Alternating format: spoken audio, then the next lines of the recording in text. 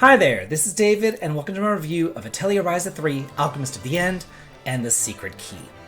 I have a long and storied history with the Atelier series, going back roughly 15 years ago to whenever Atelier Iris was released over on the PS2, and I loved these games. But then, whenever the mainline series came out for the PS3, I kind of fell out of love with them. I couldn't get past those time limits and all the emphasis on crafting. But about a year ago or so, I was told that Atelier Ryza changed all that. So I thought, I will be the judge of that. I picked up the games, and I was ready to review them, ready to eviscerate them. But instead, I actually found that they had changed for the better, and I did like them. So I went on and played the second, and now I am thrilled to announce that I got an early review copy of the third and final game in the series, so I am here to give the lowdown about what it is all about. First things first, let me just make this very clear. You do not need to have played Atelier Ryza 1 or 2 in order to understand the story. Not only is this its own standalone adventure, but there is an included movie giving you the backstory on what happened in the prior two games, and let's be honest, the story isn't all that complicated anyway. However, it would definitely be beneficial if you did play those games because similar to the Trails series, each game builds off the next. But again, this is a totally separate adventure taking place 1 year after the event of Atelier Ryza 2. And while the story reminded me of Trails, the exploration reminded me of Xenoblade. You'll be going to all sorts of areas, both new and old. All the areas that you saw in the first two games, plus more. There are zip lines to cross, discoveries to find which act as fast travel waypoints, new ateliers to design and build, and even monsters to summon and ride as you explore the massive zones. The game gets right into the action right out of the gate. It's so refreshing as so many RPGs nowadays make it so that you have to sit through an hour of storytelling or boring fetch quests until you can just play the game. But not here. Ryza, Bose, and Tau all hit the ground running with battles and access to fast travel within the first 5 minutes. It's so nice that there's not just endless chatter at the start.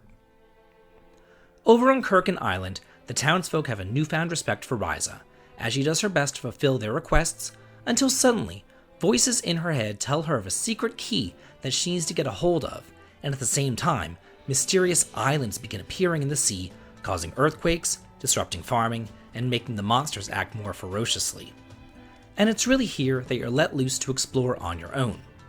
All the old places that you know and love from the prior two games are open for exploration, but there are new areas to explore as well, and the maps are absolutely enormous. I thought it was really impressive that there's complete, seamless transitions between all the areas. I mean, they're as large as those found in Xenoblade 3, and there's no loading time between them at all. Even whenever you get into a battle, there's quick, seamless transitions. And I played this on the Nintendo Switch, so that's saying a lot. The only loading that you really see is whenever you do some fast traveling. Otherwise, it's fluid, fast, and fun. And speaking of fast, there's an auto-dash feature which lets Ryza zip around at the speed of light.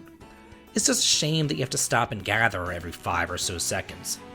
I know that it's a core feature of the series and that you're supposed to take your time, but I can't help but wish that you just kind of ran over the flowers and the rocks and you automatically gathered them. Or that at least you didn't have to stop and choose the axe to chop down the wood or the hammer to bust the rocks. It just slows the exploration down so much. But that's probably a me problem because I'm old, crotchety, and impatient. But I will say that I'm super happy to see that your basket can hold 300 items from the get-go, so you don't have to go back to your atelier all that much. Encounters take place on screen, and the battle system has no right being as fun as it actually is. You fight in groups of 3 with 2 characters in reserve, and you can switch between your characters that you control at will. Each time that you attack, you gain some AP, which is then consumed for skills, and each skill costs a different amount of AP depending on its power, or if they're physical or magical. Your characters will ask for you to perform either a physical or magical skill, and by fulfilling their requests, they'll join in for a team attack. After each combo, you can call in reserve characters for them to do an additional attack and then you'll be controlling them instead of like waiting around for your turn to pop up. Switching around and comboing attacks is the name of the game here, and it can be pretty frantic, but it is super fun. You can also quickly switch between aggressive or supportive tactics for your party members. There is a lot, and it's kind of like action meets turn-based, and it takes a little bit of getting used to, but it's a whole lot of fun whenever it all clicks together. A few hours into the game, you'll get access to secret keys, which come in handy in and out of battle. During battle, you can create keys and upgrade them, giving you added boosts in combat. You can also equip them on your characters, and whenever you're out and about exploring, the keys will open up various treasure chests, as well as dissolve barriers, allowing you to go in and get super high quality crafting gear. The combat can be as difficult as you would like it to be. You can choose between easy, normal, hard, or very hard modes, and the same goes for the alchemy. You can choose to craft all the items yourself, which is a long and involved process, or you could simply hit the R button, choose the quality that you want, and then let the game do it for you. I definitely let the game do all the alchemy for me, because as much as I'm enjoying the series, I still hate crafting. The more new items that you craft, the more SP you'll gain, which you can use in the skill tree to unlock alchemy recipes for new equipment, accessories, items, and inventions. I really like this progression system because it didn't rely on me having to craft all the prior items to get to the more powerful ones. I could just kind of like buy them over on the skill tree. And a much needed quality of life feature added to this game is that the quest log remains on screen at all times. It tells you exactly what to do and where to go in order to progress with the main story. The side quests also appear on screen, so everything's just at your fingertips. This is great because there were so many times that I was just super confused on where to go in the first game in order to progress the story. As you're exploring the field, you'll initiate random quests, which are exactly what they sound like, and they mostly involve slaying monsters for rewards, and they come and go like the wind. But they're simple enough to complete, and the rewards are so good, you really should go out of your way to get them. Especially because many of the random quests involve chained battles, which is a nice challenge, while also giving a ton of experience. Then, there's also character quests indicated where you can grow the bond between your party members. Now, with all that being said, it's time for a couple of negatives. First up, the most egregious and glaring flaw is the lack of English voice acting. I know some people out there are purists, and they love to hear their Japanese voice acting, but I am not one of them. I don't understand the language, and I prefer English.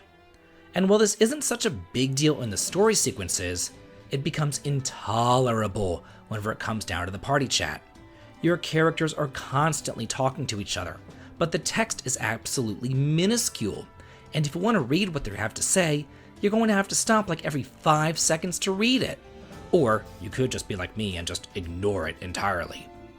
It's just such a shame, because English voice acting would have rectified this major fault. Other than that though, there really are no faults to speak of.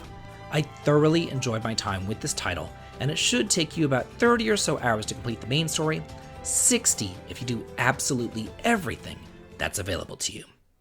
So, that's it for my review of Atelier Ryza 3, Alchemist of the End, and the Secret Key.